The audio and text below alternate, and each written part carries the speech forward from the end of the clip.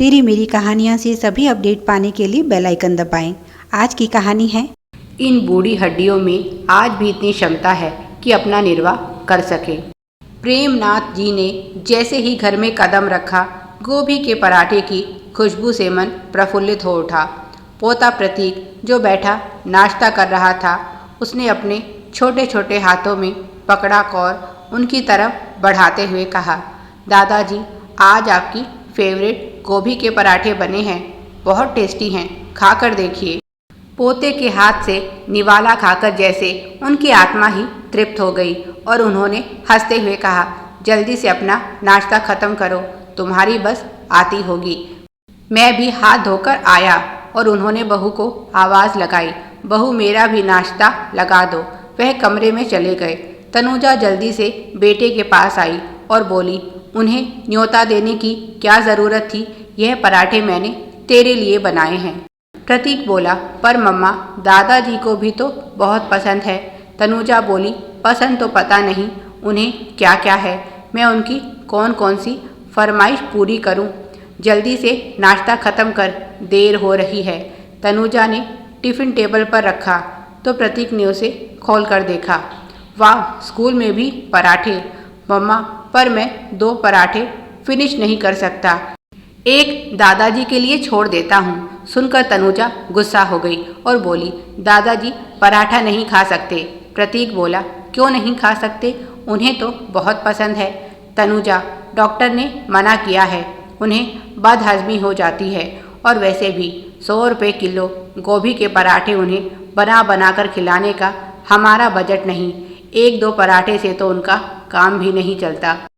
कौन सा कमाते हैं जो मैं इतनी तकलीफ उठाऊं? प्रतीक के मुंह से निकल गया, मम्मा आप भी तो नहीं कमाती, फिर तो आपको भी पराठे नहीं मिलने चाहिए, पर आपने खुद के लिए तो पराठे छुपा कर रखे हैं। तनुजा ने उसे एक चाटा जड़ दिया और बोली, बहुत बदतमीज हो गया है तू आजकल, चुपचाप स्कूल चला जा। प्रतीक भी बहुत गुस्सैल था। उसने गुस्से में टिफ़िन ज़मीन पर दे मारा और बोला, नहीं चाहिए आपके पराठे, जब दादाजी नहीं खा सकते तो मैं भी नहीं खाऊंगा। और तनुजा ने उसकी धुनाई शुरू कर दी। शोर सुनकर प्रेमनाथ जी जल्दी से वहां आए और पोते को छुड़ाया। बहू से बोले, बच्चे के साथ ऐसा बर्ताव किया जाता है क्या? तनुजा बोली, आप मुझे सुना रहे हैं, इसकी हरकत नहीं देख रहे, सारा खाना ज़मीन पर पटक दिया है, अब सारे दिन स्कूल में भूखा रहना, मैं भी और खाना नहीं दूंगी, तब तेरी अकल ठिकाने आएगी। वह कुछ नहीं बोले और प्रतीक को लेकर बाहर चले आए। रास्ते में उन्होंने समझाया, बेटा अपनी माँ की बात सुनते हैं, उसने कितनी मेहनत से तुम्हारे लिए खाना बनाया और तुमने ज़मीन पर गिराकर सब खराब कर दिया, ऐसा नहीं करते। प्रतीक बोला, मम्मा बहुत बुरी है, वह आपको बिल्कुल पसंद नहीं करती। प्रेमनाथ जी बोले, बेटा ऐसी बात नहीं है, बस थोड़ा काम की वजह से वह परेशान हो जाती है। अब दादाजी उनकी कोई मदद भी नहीं कर पाते। जब तक तुम्हारी दादी थी, मम्मा की बहुत हेल्प हो जाती थी, तभी उसकी बस आ गई। प्रतीक स्कूल चला गया। घर लौटे तो बहू अब भी गुस्से में थी। यह सब आपके लाड़ प्यार का नतीजा है, जो यह लड़का इतना बदतमीज हो चला है। प्रतीक का बदला बहू ने उनसे लिया और उन्हें सुबह की चाय भी नहीं मिली। जब तक पत्नी कल्पना जीवित थी, उन्हें किसी पर निर्भर होने की आवश्यकता नहीं थी, पर उसके जाने के बाद उनकी सारी दिनचर्या अस्त व्यस्त हो गई है। कुछ दिनों बाद जब वह शाम की सैर से घर लौटे तो आज फिर गोभी के पराठे खुशबू आ रही थी। वह चुपचाप अपने कमरे में आ गए। उन्हें कुछ दिनों पहले हुई यह घटना याद थी और साथ ही साथ बहू की कही सारी बातें भी। लाइट बंद करके वह चुपचाप लेट गए। अब तो अक्सर ही उन्हें भूखे पेट सोने की आदत हो गई है। प्रतीक उनके कमरे में आकर उन्हें पुकारने लगा, दादाजी दादाजी। फिर सोचा शायद दादाजी सो गए हैं और वह लौट गया। घर में एक प्रतीक ही था जिसे उनकी चिंता थी। बेटे ने तो उनकी तरफ देखना भी छोड़ दिया था और पूरी तरह से उन्हें पत्नी के रहमो करम पर छोड़ दिया था। बहू का मन होता तो उन्हें खाना देती, नहीं तो रहने देती। अभी तो कल्पना को गए 1 वर्ष भी नहीं हुआ, पर उनका जीवन से मोह खत्म हो चुका है। सोचते हैं जितना जल्दी पत्नी के पास जाएं उतना अच्छा।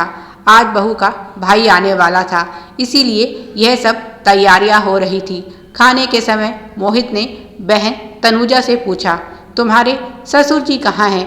कहीं दिखाई नहीं दे रहे, उन्हें भी बुलाओ, खाने का समय हो रहा है। तनुजा बोली, वह खाना खाकर सो गए हैं, उन्हें जल्दी सोने की आदत है। पति उमेश सब कुछ जानते हुए भी चुप रह गया, पर प्रतीक से चुप न रहा गया और वह बोला, मामा जी यह तो अक्सर होता है, दादाजी बिना खाए ही सो जाते हैं, मम्मी उन्हें खाने को कुछ नहीं देती। तनुजा उसकी तरफ बढ़ी तो मोहित ने उसे रोक दिया और बोला, जाओ जाकर माफ़ी मांगो अपने ससुर से और उन्हें यहाँ लेकर आओ। जब तक वह नहीं आएंगे मैं खाना शुरू नहीं करूँगा। शर्म आनी चाहिए तुम्हें। क्या यही सब सिखाया है हमने तुम्हें? घर के बड़े बुजुर्गों का सम्मान भी नहीं करती तुम। अभी तुम्हारी सास को गए समय ही कितना हुआ है और तुम्हारे लिए ससुर जी अभी से बोझ बन गए। तनुजा तुम्हारी बात बहुत गलत है। मैं माँ और पिताजी से तुम्हारी शिकायत करूँगा। अगर यही सब मैं उनके साथ करूँ तो तुम्हें कैसा लगेगा? और जीजा जी आपके होते हुए यह सब हो रहा है और आप कुछ नहीं कहते। तनुजा से ज़्यादा बड़े दोषी तो मुझे आप नज़र आते हैं। जिस पिता ने आपको उंगली पकड़कर चलना सिखाया, आपको यह जीवन दिया, उसे आप जीवन की संध्या पर इस तरह अकेला कैसे छोड़ सकते हैं? इस समय तो उन्हें आपकी सबसे ज़्यादा ज़रूरत है। जिस घर में बुजुर्गों का ऐसा अपमान होता है, वहाँ का अन्न भी ग्रहण करना मेरे लिए पाप है।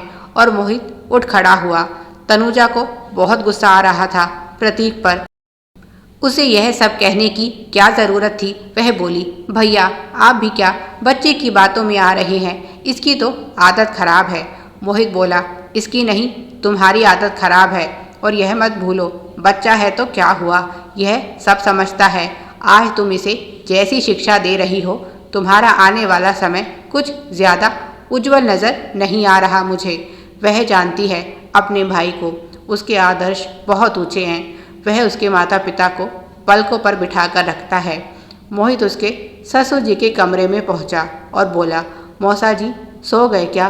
प्रेमनाथ जी ने कुछ नहीं कहा तो वह उनके पैरों के निकट बैठ गया और बोला, बहन की तरफ से मैं आपसे माफ़ी मांगता हूँ। मैं भी हैरान हूँ कि वह ऐसा कैसे कर सकती है। ऐसे संस्कार तो नहीं दिए हैं हमने उसे। अपने बूढ़े माता पिता को दुख पहुंचाकर कोई भी सुखी नहीं रह सकता। आप उसे माफ़ कर दीजिए और चलिए हमारे साथ बैठकर खाना खाइए। उसकी बातें सुनकर प्रेमनाथ जी को बहुत अच्छा लगा और वह उठ बैठे और बोले, बेटा तुम्हारी बातों से ही मेरा पेट और मन दोनों भर गया। काश तुम्हारे जैसे ही अच्छे संस्कार मेरे बेटे में भी होते तो आज मेरी यह दशा ना होती। बहू तो दूसरे घर से आई है, उसे क्या दोष देना जब मेरा बेटा ही अपना नहीं। इस घर में क्या हो रहा है सब कुछ जानता है, पर फिर भी पिता के अपमान पर मौन है। अब तक कमरे में उमेश और तनुजा भी आ गए थे। दोनों बहुत शर्मिंदा थे और आगे बढ़कर पिताजी से माफ़ी मांगने लगे। वह बोले, बेटा तुम्हारी इस माफ़ी का क्या अर्थ है? कौन जाने केवल मोहित के सामने तुम यह दिखावा कर रहे हो और उसके जाने के बाद तुम्हारा फिर वही व्यवहार शुरू हो जाए। अब मैं थक चुका हूँ यह अपमान सहते सहते, इसीलिए एक फैसला किया है। मैं गांव जा रहा हूँ। जब तुम लोगों को इस घर में मेरी आवश्यकता ही नहीं तो मैं क्यों यहाँ रहूँ? इतनी क्षमता तो आज भी है इन बूढ़ी हड्डियों में कि अपना निर्वाह कर सकें, बाकी जैसी प्रभु की इच्छा। तनुजा रोने लगी, माफ़ कर दीजिए पिताजी, आगे से फिर कभी ऐसा नहीं होगा। मैं गलत थी, समझ नहीं पाई कि एक पिता का दिल दुखाकर हम अपने लिए खुशियाँ कैसे मांग सकते हैं। मोहित बोला, मौसा जी अगर आप यहाँ नहीं रहना चाहते तो मेरे साथ चलिए। वादा करता हूँ उस घर में आपका पूरा सम्मान और देखभाल होगी। वैसे तो यह कर्तव्य मेरी बहन का बनता है, पर अगर वह अपना कर्तव्य ठीक से नहीं निभा रही तो मैं यह कार्य करने के लिए तैयार हूँ, पर इस तरह नाराज़ होकर मत जाइए। उमेश ने भी पिता से माफ़ी मांगी और बोला, पिताजी और शर्मिंदा मत कीजिए, बस यह आखिरी अवसर दे दीजिए। अगर फिर भी हम आपकी अपेक्षाओं पर खरे नहीं उतरे तो जैसे आपका मन चाहे वैसा करना। प्रतीक भी आया और बोला, दादाजी अब मान भी जाइए, देखिए सब आपको सॉरी बोल रहे हैं, इन्हें माफ़ कर दीजिए और जल्दी से चलिए, नहीं तो पराठे ठंडे हो जाएंगे और अगर इन लोगों ने फिर कुछ ऐसा किया तो मैं मामा जी को सब बता दूंगा। फिर मामा जी इनको खूब डांट लगाएंगे। प्रेमनाथ जी ने पोते को बाहों में भर लिया। इस पूरी दुनिया में एक वही तो है जो उनसे निस्वार्थ प्रेम करता है, उसे छोड़कर तो जाने की वह सोच भी नहीं सकते। उन्होंने बेटे बहू को माफ़ किया और सभी ने साथ में मिलकर खाना खाया। उस रात के बाद घर में फिर से उनकी खोई हुई प्रतिष्ठा लौट आई और वह अपने परिवार के साथ बहुत खुश हैं। दर्शकों, आप सभी की सुविधा के लिए चैनल पर सैकड़ों कहानियाँ विभिन्न प्लेलिस्ट के रूप में उपलब्ध हैं।